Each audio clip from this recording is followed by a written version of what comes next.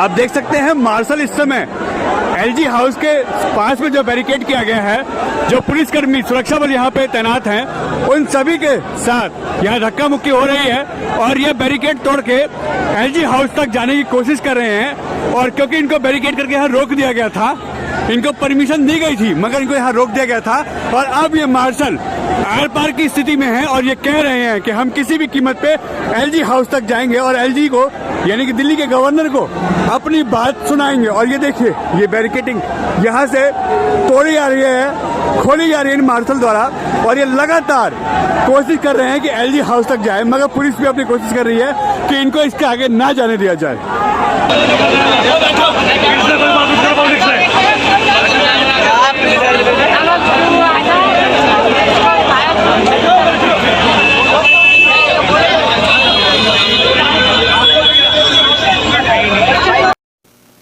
अभी जो तस्वीरें आपने देखी, यह सभी तस्वीर एलजी हाउस की है और यह प्रोटेस्ट मार्शल जो कि दिल्ली की सभी डीटीसी बस या क्लस्टर बसों में चलते हैं, जिनके हाथ में केजरीवाल ने महिलाओं की सुरक्षा और दिल्ली की सवारी जो भी डीटीसी के अंदर करते हैं उन सभी की सुरक्षा के लिए इनको अपॉइंट किया था और बड़े बड़े दावे किए थे और साथ ही साथ इनको अपने मंच पे बुला के कहा था कि ये हमारी दिल्ली को सुरक्षित रखेंगे। आज वही सड़कों पे उतर चुके हैं और आप देखिए, पिछले कई महीनों से, करीब 5 महीनों से इनकी सैलरी नहीं आई है।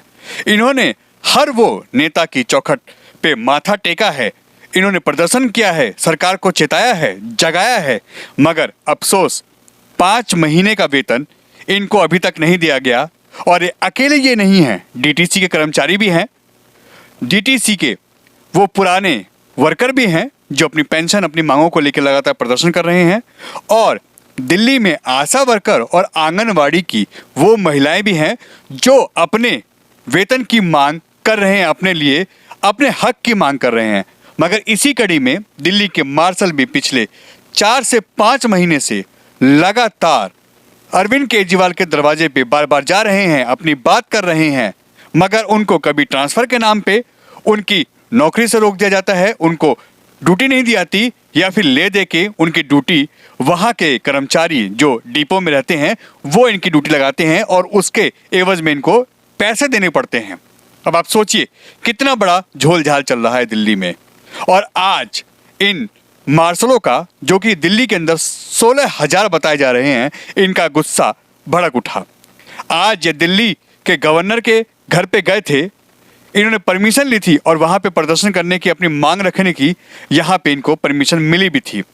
इन्होंने शांतिपूर्ण पहले प्रदर्शन किया, मगर इसी बीच में इनका आपा खो चुके थे ये लोग और इसके बाद यह रोड पे आ गए।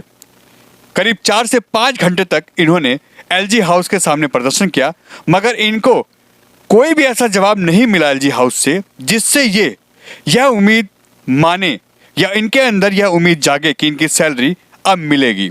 अब इनको अपने बच्चे भी पालने हैं, उनकी फीस भी देनी है, कई लोग किराए पे रहते हैं, उनको उनके मकान मालिक घरों से निकाल रहे हैं और साथ ही साथ इनके घर में परिवार की और जिम्मेदारियां हैं, माँ बाप की दवाई के खर्चे के और उनको खिलाने पिलाने के भी पैसे चाहिए और बिना 5 महीने की सैलरी के ये कैसे ये सब करेंगे। आखिर इनका गुस्सा भड़क उठा और फिर यह एलजी हाउस से निकले और उसके बाद कश्मीरी गेट मेट्रो स्टेशन के पास में एलजी हाउस के ही पास रोडों पे बैठ गए और यह नज़ारा आपको वही दिख रहा है। अब आप सोचिए उसके बाद दिल्ली किस हालत में होगी। और अब दिल्ली सरकार के साथ साथ दिल्ली पुलिस के भी पसीने छूटने लगे। जब यह हजारों की संख्या में यह मार्शल रोड पे आए तो इन्होंने पूरा रोड ही जाम कर दिया। चारों तरफ जहां तक भी आपकी नजर जाएगी वहां पे सिर्फ ट्रैफिक जाम था और पूरी जो ट्रैफिक था वो रुक गया था।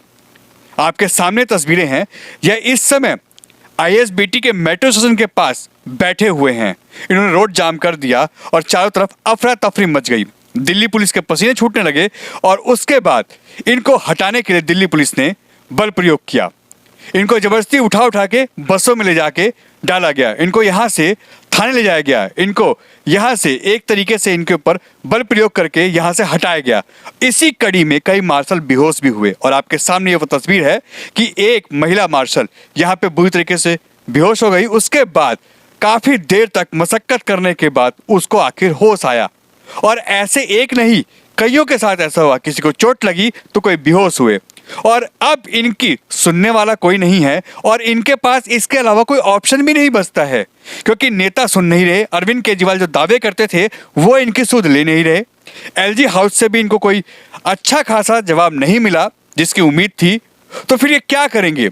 ये इसी तरीके का प्रदर्शन करेंगे क्योंकि इनको भी तो अपना घर चलाना है और अगर ये ऐसा करते हैं तो पुलिस भी अपनी व्यवस्था ठीक करने के लिए इन पे बल प्रयोग करेगी।